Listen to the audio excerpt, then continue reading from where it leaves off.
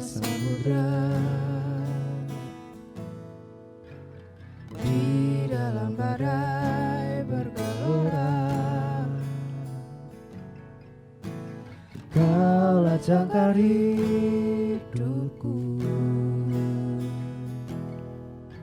tak sekalipun ku goyah. Firman-Mu terangi langkahku,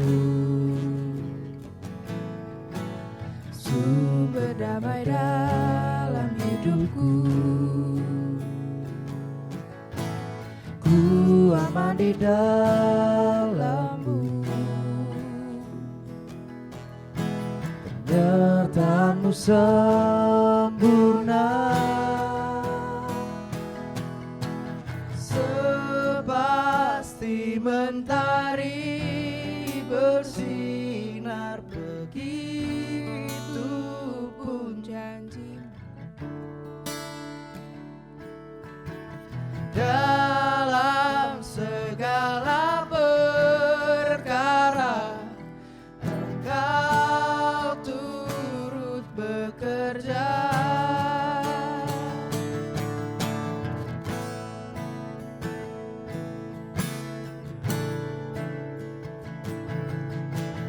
Di tengah luasnya samudra,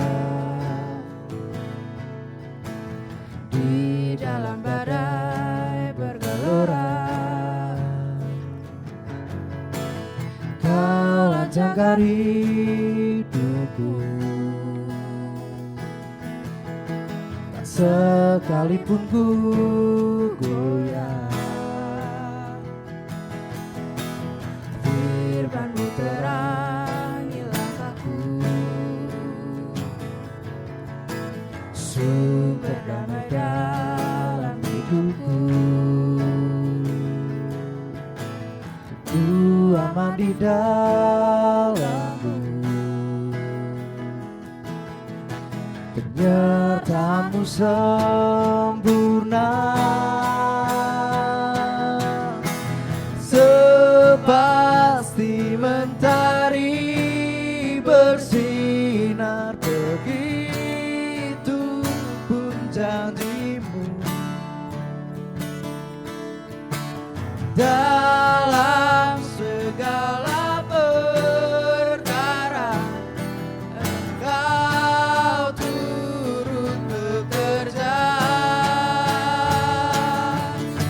sepasti mentari bersinar, begitu pun janji-Mu. Dalam segala perkara Engkau turut bekerja,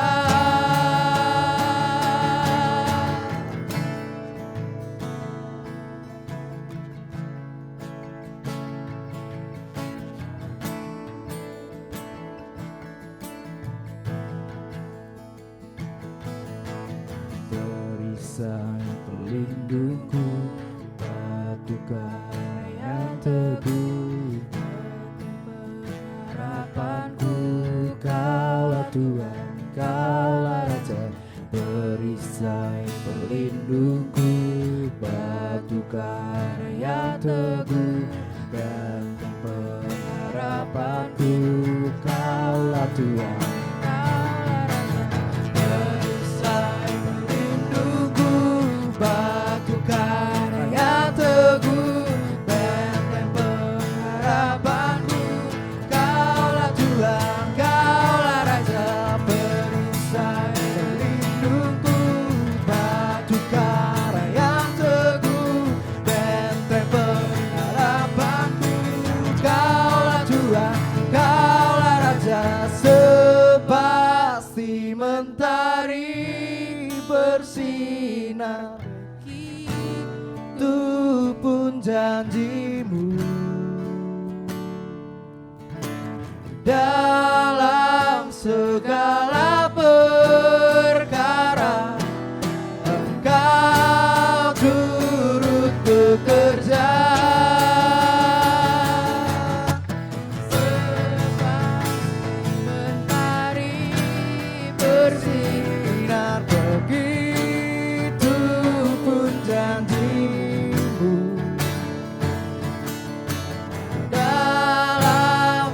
segala perkara Engkau turut bekerja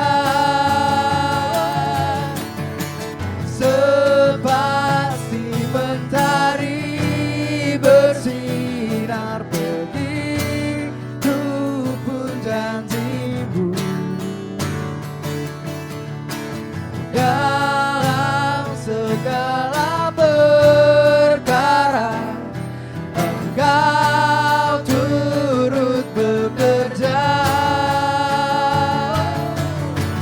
perisai pelindungku batu karang yang teguh benteng pengharapanku Kaulah Tuhan Kaulah Raja perisai pelindungku benteng karang yang teguh benteng pengharapanku Kaulah Tuhan Kaulah Raja perisai pelindungku batu karang yang teguh benteng pengharapanku Kaulah Tuhan Kaulah Raja.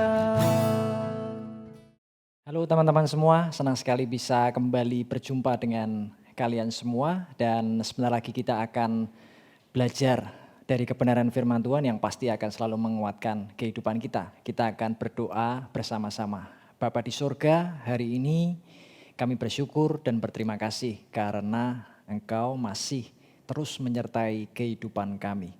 Dan sebentar lagi kami mau mendengarkan kebenaran firman-Mu. Engkau yang berbicara, Engkau yang berfirman ke dalam kehidupan kami. Kami percaya firman-Mu itu yang menguatkan kami dan terus akan mengubahkan kehidupan kami dari hari ke hari untuk semakin menjadi mulia seperti Engkau sendiri.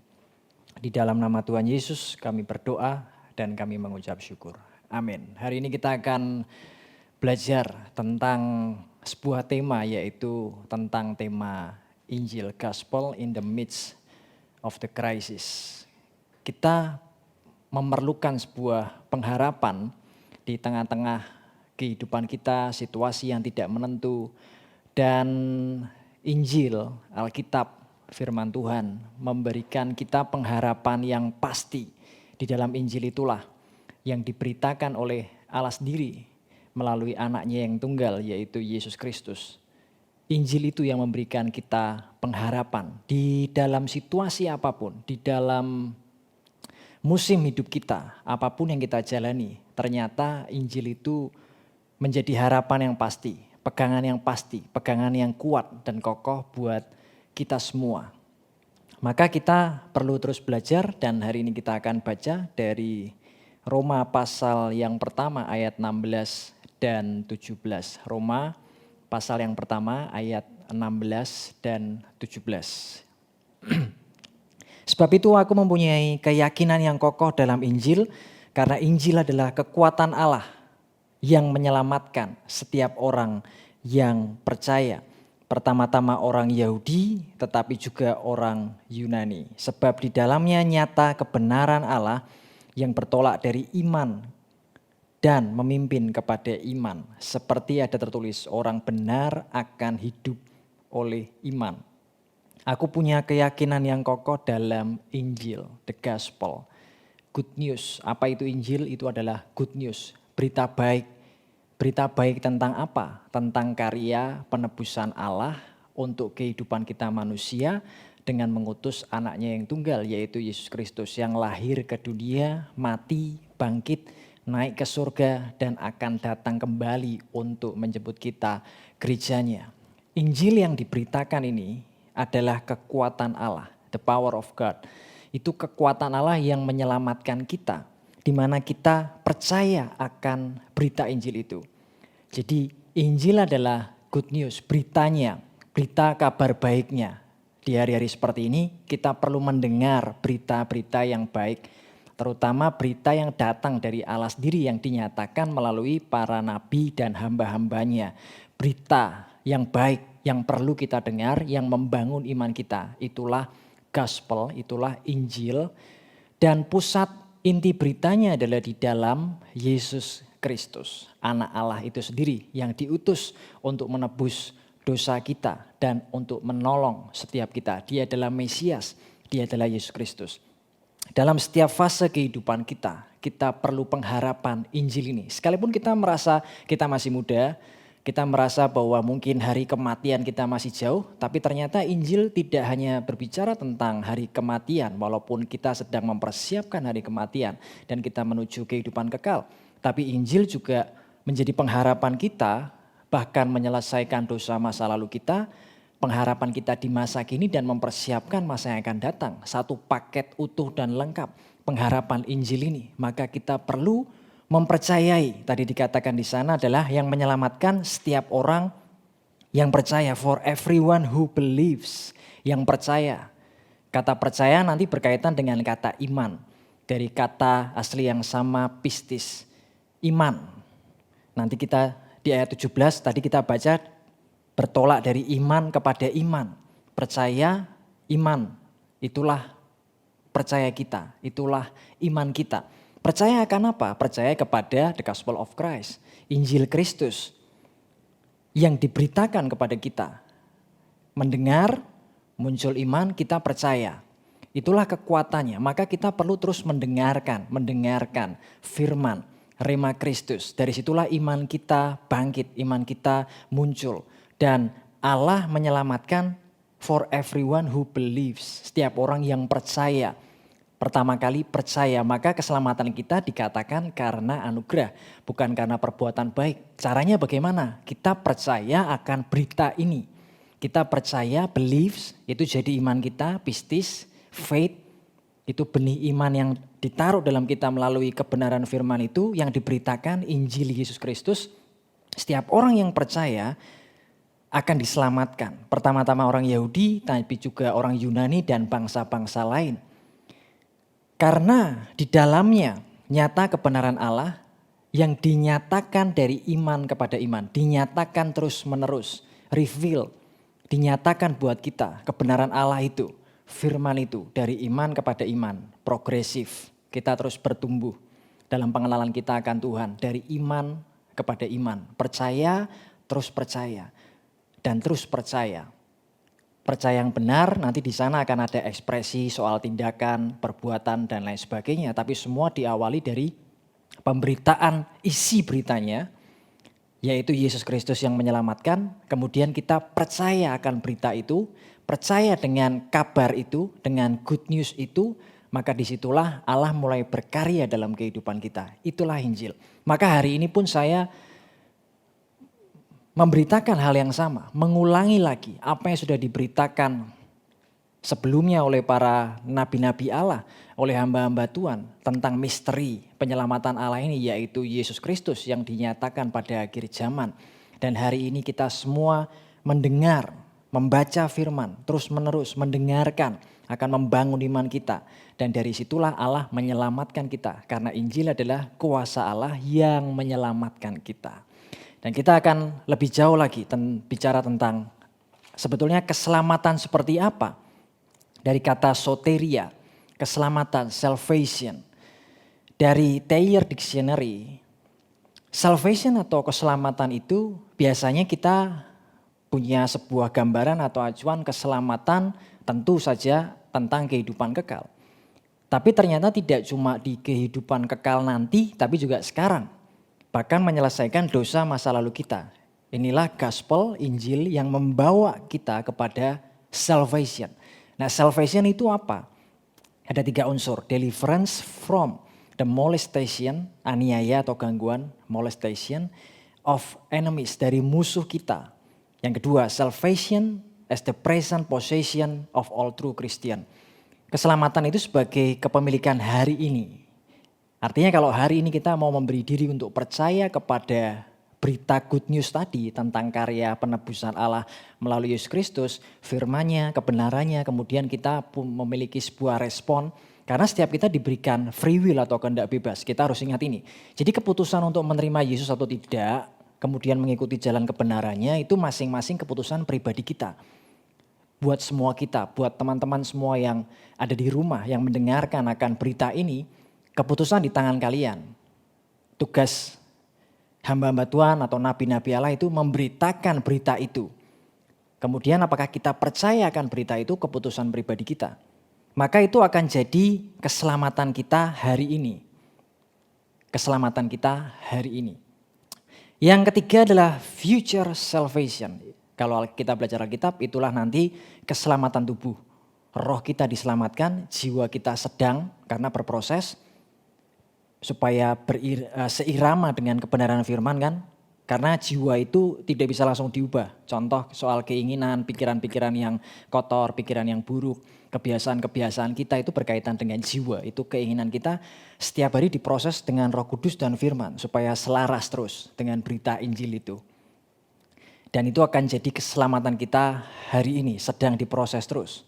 Kalau kita masih mengalami kegagalan jatuh bangun di dalam dosa misalnya, kita terus berproses, jangan berhenti di sana. Kita kembali lagi dengerin firman, kasih makan roh kita supaya makin kuat, supaya kita bisa menghasilkan buah-buah roh. Bukan hasil pekerjaan kita, karena dikatakan fruit of the spirit, bukan pekerjaan manusia kita, tapi buah dari Roh Kudus.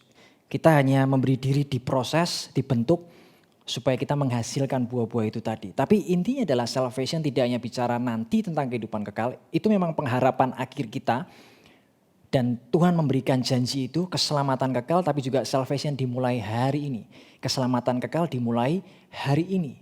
Kalau kita meresponi berita Injil ini. Jasmani dan rohani, itulah the gospel.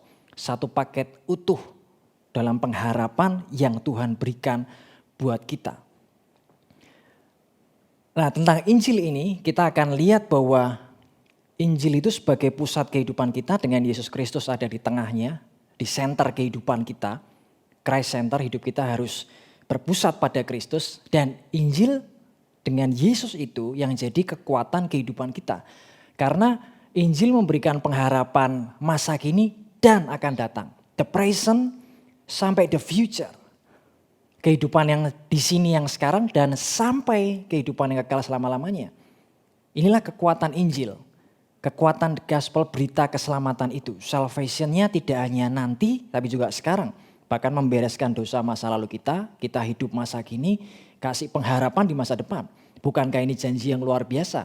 Jadi di setiap masa fase hidup kita harus kembali ke berita Injil itu.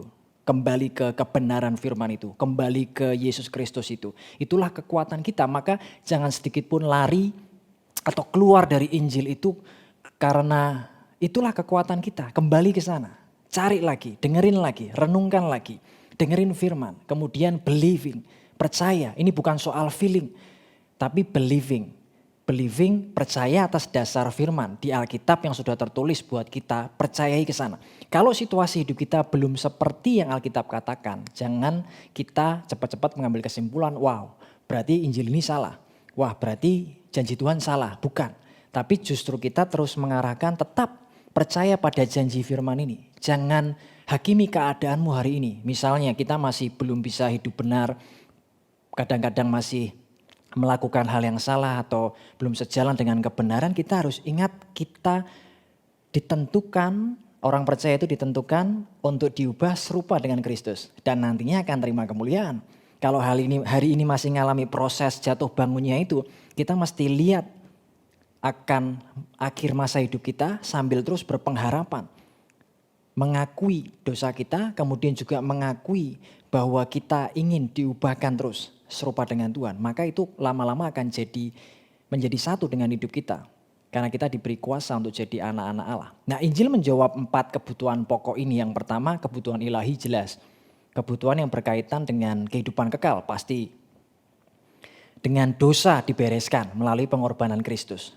Itu start kita dari salib Kristus. Itulah kekuatan kita. Karena itu kekristenan itu berdasarkan kasih karunia. Baru di dalamnya nanti kita hidupi. Kita diperdamaikan dengan Allah melalui siapa? Melalui pengorbanan Kristus. Jadi pusat inti kehidupan kekristenan, Injil itu ada di Kristus sendiri, ada di penebusannya, ada di karya salibnya. Itu kekuatan kita. Karena Yesus yang menolong, memampukan, menebus kita. Melalui Roh Kudus dan firman. Kemudian karakter kita akan diubah serupa dengan Kristus. Injil memberikan pengharapan kekal ilahi, pasti. Yang kedua, pengharapan kebutuhan eksistensi. Apa sih kebutuhan eksistensi? Semua manusia butuh pengakuan. Semua manusia butuh penghargaan dan penerimaan. Dan Injil melalui Yesus Kristus memberikan, memenuhi janji itu. Semua orang yang percaya, for everyone who believes, saya ulang-ulangi kata ini, percaya akan beritanya. Percaya aja, karena penebusan pertama dilakukan Yesus, kita nggak bisa menebus diri kita sendiri.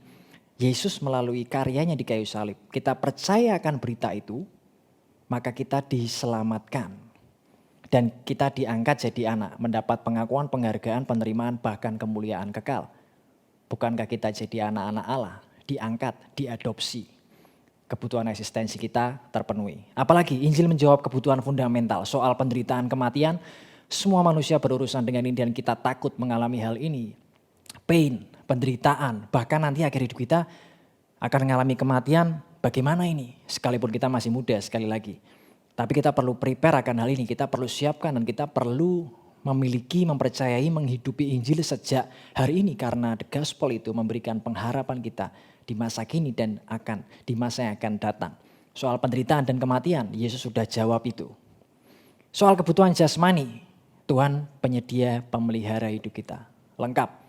Dan Allah tahu itu melalui berita Injil dan melalui Yesus Kristus. Kita punya pengharapan yang kokoh, kuat, gak bisa tergoncangkan. Kata Paulus, tidak ada yang bisa memisahkan kita dari kasih Kristus. Penderitaan, ancaman, aniaya, badai, krisis, apapun yang terjadi dalam hidup kita, gak ada yang bisa memisahkan kita dari kasih Kristus, dari Injil Kristus, dari berita Injil itu, dari kekuatan Kristus itu. Itu yang menguatkan kita terus. Dan kita punya pengharapan yang pasti di dalam berita Injil itu melalui Yesus Kristus. Kebutuhan yang ilahi, ada 3 hal ya. Kita baca dari 1 Yohanes 3 ayat yang ke-8, soal menang dari kuasa dosa. 1 Yohanes 3 ayat yang ke-8. Barang siapa yang tetap berbuat dosa berasal dari iblis, sebab iblis berbuat dosa dari mulanya. Untuk inilah anak Allah menyatakan dirinya, yaitu supaya ia membinasakan perbuatan-perbuatan iblis itu. Untuk inilah anak Allah Yesus menyatakan dirinya, yaitu untuk membinasakan, destroy, menghancurkan perbuatan-perbuatan iblis itu, yaitu perbuatan dosa. Waktu kita percayakan berita salib Kristus, kita diberi kuasa untuk mengalahkan, menghancurkan kuasa dosa dalam hidup kita. Yesus terlebih dahulu melakukan, Allah memberikan anaknya yang tunggal, mati di kayu salib, menebus dosa kita diselesaikan. Bahkan buat kita yang percaya, dosa kita dilupakan. Tuhan tidak ingat-ingat lagi, dibereskan semuanya dan kita diperdamaikan dengan Allah. Roma 5 ayat yang ke-10. Kita buka Roma 5 ayat yang ke-10. Sebab jikalau kita ketika masih seteru diperdamaikan dengan Allah, oleh kematian anaknya, lebih-lebih kita yang sekarang telah diperdamaikan pasti akan diselamatkan oleh hidupnya. Diperdamaikan. Kematian Yesus di kayu salib itu menjadi jembatan buat kita dengan Allah. Waktu kita masih dalam dosa, hubungan kita rusak. Roh kita mati. Dengan penebusan Kristus, kemudian kita percaya akan berita kematian Yesus itu di atas kayu salib. Kita terima dia sebagai Tuhan dan Juru Selamat. Kemudian menghidupi iman kita itu. Kita diperdamaikan dengan Allah. Kita punya koneksi lagi. Seperti Adam ketika sebelum jatuh dalam dosa, dia punya hubungan yang dekat dengan Allah. Kita bisa terkoneksi lagi dengan Allah. Bisa dengar suaranya, bisa merasakan hadiratnya. Bisa merasakan kedamaian, damai sejahtera, sukacita, bisa mengenal kebenaran. Itulah yang Tuhan kerjakan dalam hidup kita. Kita diperdamaikan. Dosanya diselesaikan, berita Injil ya. Kemudian diperdamaikan, hubungannya baik lagi. Kita dulu anak yang hilang, kembali kepada Bapa kita di sorga. Kita punya hubungan yang dekat lagi. Kita bisa terkoneksi lagi dengan Allah melalui Roh Kudus, melalui penebusan Kristus, melalui firman Tuhan. Lalu yang ketiga adalah kita diberi menjadi manusia Allah, artinya diberi kuasa untuk jadi anak Allah, untuk punya karakter seperti Kristus. Yohanes 1 ayat 12. Tapi semua orang yang menerimanya, setiap orang, semua orang yang menerimanya dengan apa tadi? Roma 1 ayat 16, believing, dengan percaya, diberinya kuasa supaya jadi anak-anak Allah, yaitu mereka yang percaya dalam namanya. Sekali lagi kata believing, percaya itu selalu diulang-ulang. Karena berita itu kalau kita nggak percaya, kita nggak buka hati, gospel atau firman Allah atau kuasa Allah yang menyelamatkan itu tidak bisa bekerja dalam hidup kita. Kita harus buka hati, believing, percaya, terima aja. Maka di situ kuasa Allah akan bekerja dalam kehidupan kita. Diberi kuasa jadi anak Allah, karakternya diubah.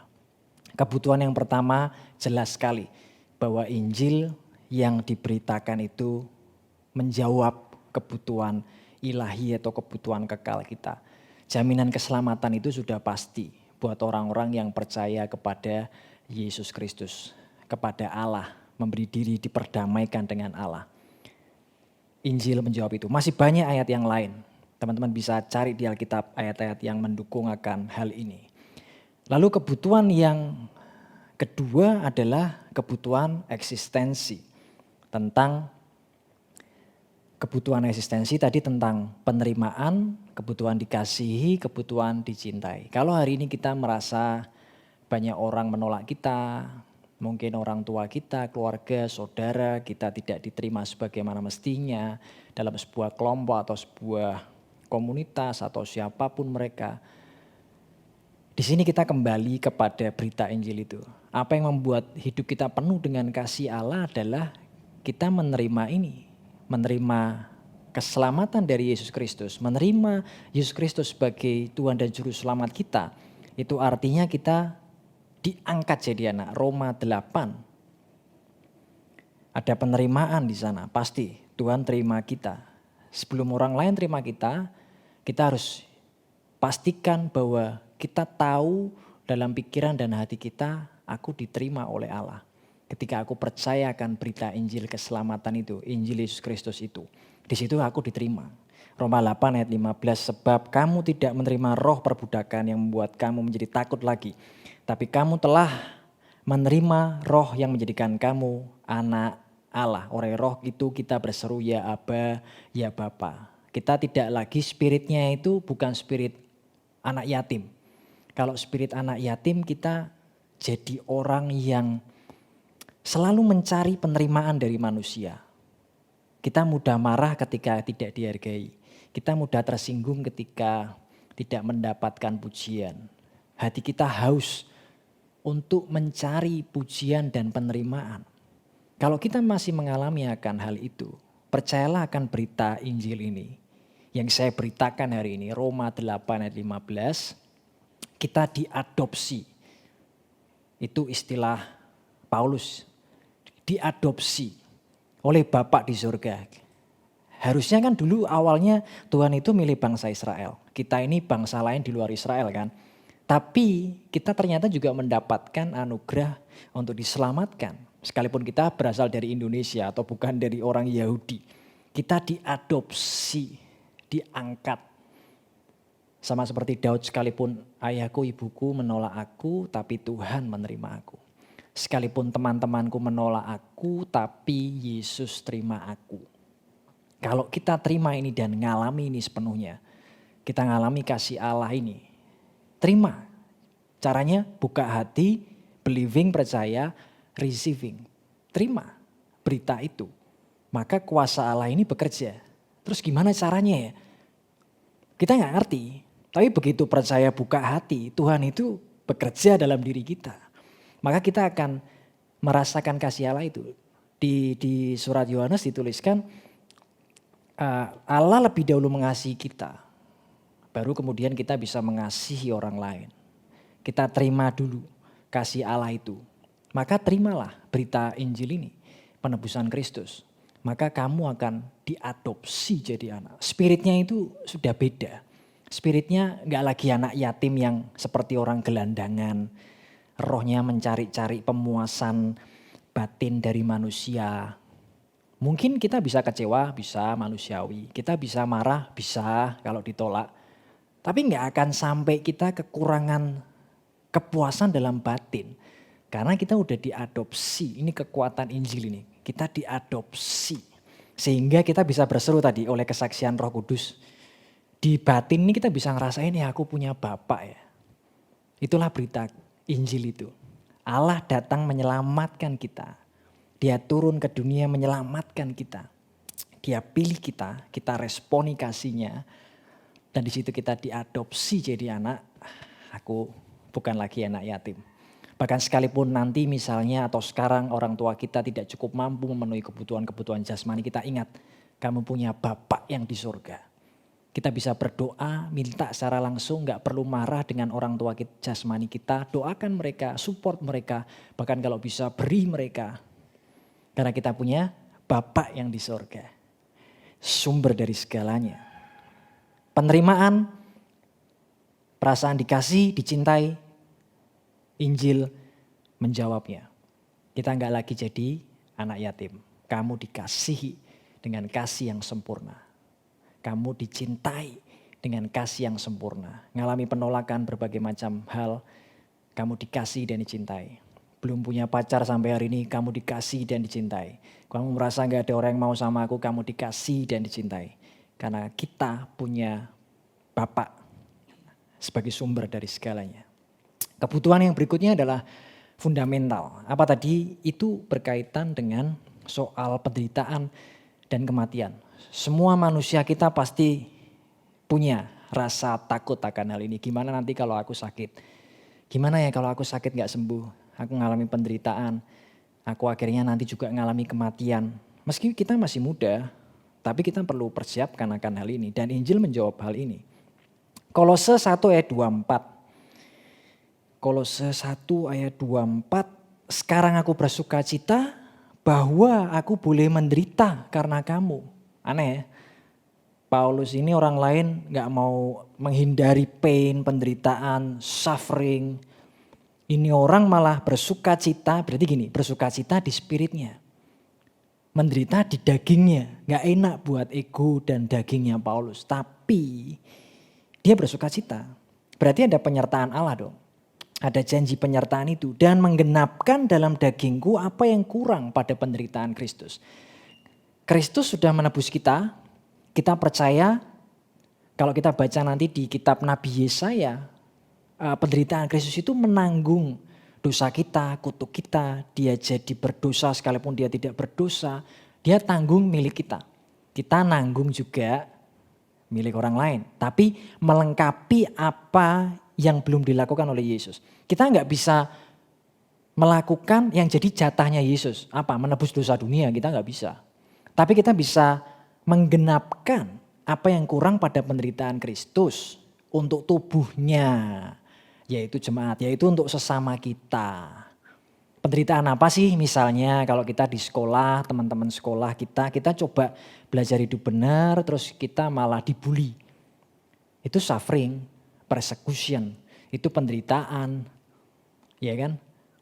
Dicap sok rohani lah misalnya gitu, itu penderitaan, itu menggenapkan apa yang Yesus lakukan, itu salib kita. Salibnya Yesus dia tanggung, dia tebus dosa kita. Nah sekarang kita hidup untuk kebenaran untuk Yesus, kita juga nanggung persekusi nih. Artinya di sini kalau kita baca Alkitab, kita mesti siap menderita, tapi tenang. Penderitaan ini justru mendatangkan sukacita. Emang ini aneh. Menderita daging tapi rohnya, spiritnya, hatinya, batinnya itu tetap bisa damai sejahtera dan sukacita. Berarti disertai Allah. Ada penyertaan Tuhan. Kita tidak ditinggalkan sendiri. Dan itulah harga mengikut Kristus. Menjadi murid Kristus. Kita percaya akan berita Injil tadi memang dalam beberapa area kita akan diizinkan untuk menderita seperti yang Paulus katakan ini, kamu akan menderita. Untuk hal-hal yang Kristus tidak lakukan. Menggenapkan penderitaan Kristus untuk tubuhnya yaitu jemaat, untuk sesama kita. Menderita karena berbuat benar ya, bukan menderita karena kesalahan kita.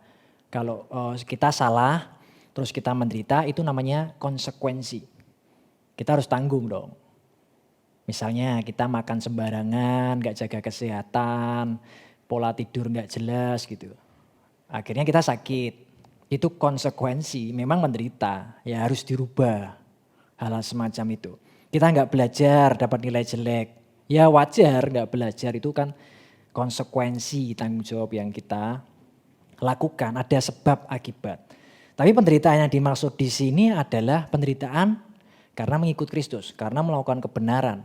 Kita akan mendapat persekusi tadi, hinaan, disingkirkan, dikucilkan. Nah disitulah kita menggenapkan penderitaan Kristus. Jadi pesan saya, nikmati saja. Di setiap pain, sorrow, penderitaan kita. Karena Yesus tetap menyertai kita kok. Tetap ada sukacita dan kekuatan yang menopang kita. Jadi itu wajar sekali buat sebagai murid Kristus. Semua gak akan berjalan mulus. Kadang kita ngalami suffering atau penderitaan ini. Intinya kita konsisten belajar terus kebenaran dan melakukannya aja bersama Roh Kudus yang menguatkan kita. Kemudian soal kesehatan. Tuhan juga memberikan janjinya karena dia udah tanggung setiap sakit penyakit kita. Nah tadi kembali ke soal salvation, ada memang sebagian orang yang kadang kalau membicarakan soal kesehatan jasmani ini ada yang merasa kita terlalu jasmaniah begitu. Tapi kalau kita baca Alkitab memang Tuhan menjanjikan hal yang jasmani dan rohani. Memang ada yang namanya teologi kemakmuran di mana fokus orientasinya kekayaan materi, itu yang salah. Tapi bukan berarti Tuhan gak bisa berkati kita materi loh. Bukan berarti Tuhan gak bisa memberkati kita dengan kesehatan loh. Tertulis di Alkitab, tapi dengan proporsi yang tepat. Kesembuhan ilahi apakah masih terjadi? Saya pribadi masih sangat percaya masih terjadi. Ada karunia kesembuhan kok dari Roh Kudus. Kesembuhan-kesembuhan, banyak kesaksian-kesaksian juga yang dialami oleh anak-anak Tuhan. Masih saja bisa terjadi, mungkin saja karena Roh Kudus masih berkarya sampai hari ini. Tapi tujuan akhirnya memang bukan itu. Tujuan akhir kita kan kehidupan kekal. Bukan berarti Tuhan juga tidak menjanjikan hal-hal jasmani. Ada untuk memelihara kehidupan kita termasuk soal kesehatan. Coba kita lihat sebentar di Matius pasal 8. Matius pasal 8 ayat 17. Di sini Matius mengutip dari Yesaya 53 justru ayat yang keempat. Hal itu terjadi supaya genaplah firman disampaikan oleh Nabi Yesaya. Dialah yang memikul kelemahan kita dan menanggung penyakit kita. Penyakit ini memang ada dua nih asumsinya. Penyakit rohani buat sudut pandang Yahudi itu dosa. Dosa itu dianggap penyakit. Maka di atas kayu salib, Yesus menyelesaikan ini. Tadi kan kita udah baca kan, dia membinasakan pekerjaan iblis itu yaitu kuasa dosa. Supaya kita terbebas dari kuasa dosa itu. Tapi penyakit yang kedua kalau kita lihat konteksnya, Matius 8 ini ayat 16 nih. Matius 8 ayat 16, menjelang malam, dibawalah kepada Yesus banyak orang yang kerasukan setan dan dengan sepatah kata Yesus mengusir roh-roh itu. Dan menyembuhkan orang-orang yang menderita sakit. Tentu saja ini sakit fisik. Kalau kita baca di terjemahan bahasa Inggrisnya, Modern King James atau terjemahan yang lain, dia dituliskan di sana and heal all, semua who were sick. Terjemahan yang literal juga menuliskan yang sama, and did heal all. Itu kemurahan hati Tuhan loh. Jadi waktu orang banyak datang nih berbondong-bondong bawa orang sakit ya, mungkin ada yang sakit entah buta, entah sakit batu, entah sakit pilek, entah sakit-sakit penyakit yang lain gitu. Yesus nggak bagi suruh murid-muridnya, coba kamu bagi yang ini, bagi beberapa kelompok. Yang kebanyakan makan samcan di sebelah sana, kamu nggak bisa. Yang kebanyakan begadang kamu sebelah sana, enggak gitu. Dia terima semuanya, tapi ingat ini bagian dari kemurahan Allah loh. Jangan sampai nanti itu tidak mendewasakan kita. Tapi di sisi lain, kasihnya Allah, kemurahannya itu begitu besar. Roma menulis, perhatikan kemurahan Allah dan kekerasan Allah, ketegasan atau keadilan Allah juga. Di satu sisi Allah itu murah hati. Waktu orang datang minta disembuhin, dia gak pilih-pilih. And all disembuhkan. And heal all who were sick. Dia gak pilih yang kamu ya belum sempurna ya, kamu masih banyak dosa ya, gak disembuhkan ya gitu. Dia sembuhkan semua dengan kemurahannya. Tapi dari sisi kita jangan cuma cari kesembuhan jasmaninya, Jangan cuma cari kesembuhan jasmani atau kesembuhan ilahinya. Meskipun Tuhan bisa kasih itu, bisa. Jadi gospel juga akhirnya menjawab kebutuhan jasmani kan, soal penderitaan, pain, tadi kita udah jelasin. Soal kesehatan Tuhan juga kasih janjinya. Bahkan mostly sickness is spiritual. Penyakit itu spiritual. Terus kalau kita akhirnya sakit, kita masih sudah lakukan semuanya. Kita udah berusaha hidup sehat, kita masih sakit. Gimana nih gitu. Berarti Tuhan mengizinkan. Berarti ini punya maksud ilahi. Seperti Ayub misalnya, no reason dia sakit. Gak ada alasan loh Ayub sakit. No reason. Tapi lihat ujungnya. Akhirnya dia dipulihkan. Mesti membawa kemuliaan Allah. Kalau kita diizinkan, kita udah jaga semua dengan baik, kita udah tanggung jawab, masih aja sakit. Itu mengajar kita untuk memindahkan hati bisa. Tuhan lagi mendidik kita bisa. Untuk bawa kita lebih dekat, kadang sakit penyakit itu justru membawa kebaikan kalau respon kita benar. Malah membawa kita sadar, dididik, makin dekat sama Tuhan bisa. Terus kalau sakit membawa kematian, ada tuh di perjanjian lama Elisa. Sakit sampai mati malah. Tapi terus tulang-tulangnya juga bisa menyembuhkan jadi mujizat juga. Nah itu misteri Tuhan. Setahu saya cuma satu itu yang sakit terus mati, yang mungkin ada contoh lain tapi saya belum menemukan atau saya lupa. Tapi yang pasti Elisa. Yang lain pasti ada intervensi Allah untuk kemuliaannya. Artinya Tuhan gak mungkin dong mengizinkan sesuatu menimpa kita tanpa sebuah tujuan yang jelas gitu. Tuhan pasti mau kita belajar sesuatu.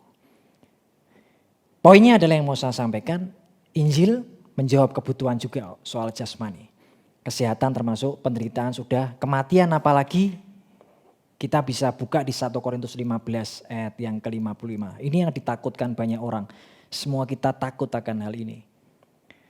Karena kita memang belum mengalaminya kan, kita gak bisa uji coba kan, aku tak coba mati dulu gitu. Jalan-jalan ke surga, gak bisa.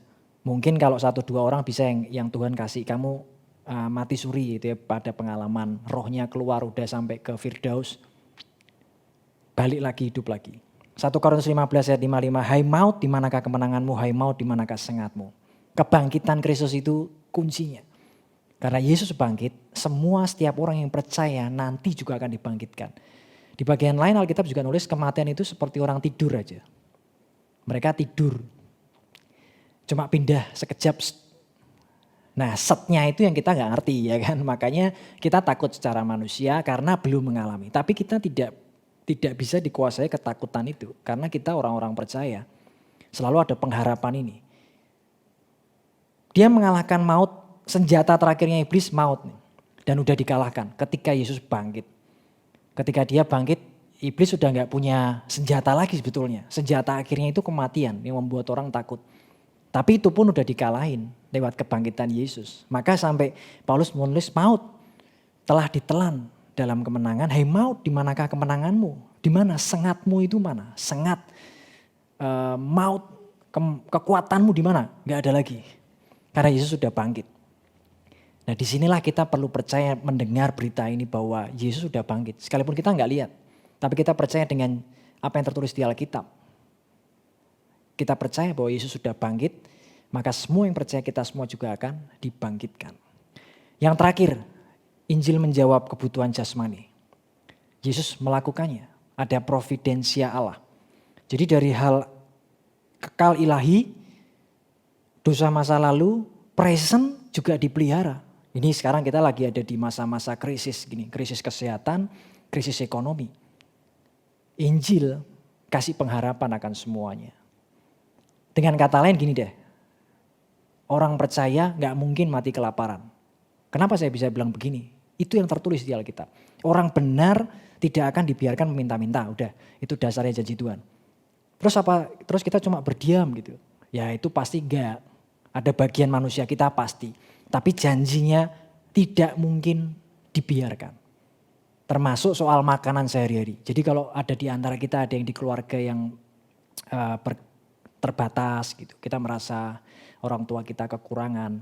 Pegang janji ini. Pegang janji ini. Bahwa Yesus memelihara kita. Ini hatinya ada banyak ayat sebetulnya tapi saya gak bisa buka semuanya. Cuma satu aja. Markus 6 ayat 37 ketika Yesus memberi makan 5.000 orang. Markus 6 ayat 36-37. Suruhlah mereka pergi. Ini murid-muridnya. Suruh mereka pergi. Orang banyak gitu mau dikasih makan, habis duit berapa? Supaya mereka dapat membeli makanan di desa-desa dan di kampung-kampung di sekitar ini. Tapi jawabnya Yesus, ini hati Tuhan. Kamu harus memberi mereka makan.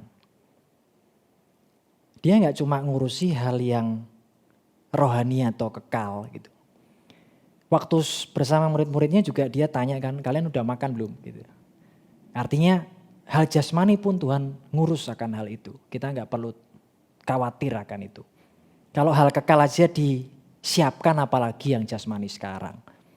Soal makan, minum hari ini, pakaian apa yang kita pakai. Tuhan memelihara kehidupan kita.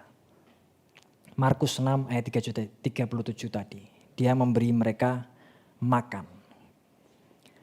Injil menyelesaikan dosa masa lalu kita, menuntun kita di masa kini. Pengharapan kita di masa yang akan datang. Maka saya berdoa supaya kita semua kembali kepada berita Injil itu yang memberikan kita pengharapan yang pasti, yang kokoh, yang kuat, tidak tergoyahkan untuk hari ini, bahkan dosa masa lalu kita dan pengharapan di masa depan.